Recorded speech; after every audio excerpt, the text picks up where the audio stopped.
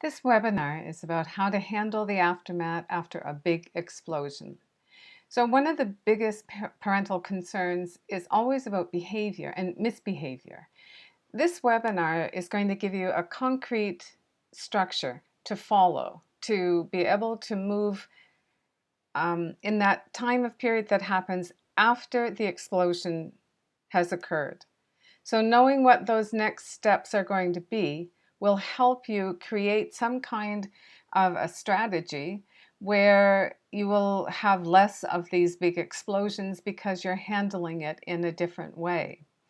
As moms, especially, we often tend to approach our children after there's been a big explosion, expecting them to be able to respond to, we want to talk about it right away. We want them to give us answers into, what in the world were you thinking when you did A, B, or C? You can fill in that blank, I'm sure. When we do talk like that, and when we approach the conversation too soon after the explosion, the result of that can be a shutdown from our son. And it can be a weakening of our relationship with him. Our connection becomes broken.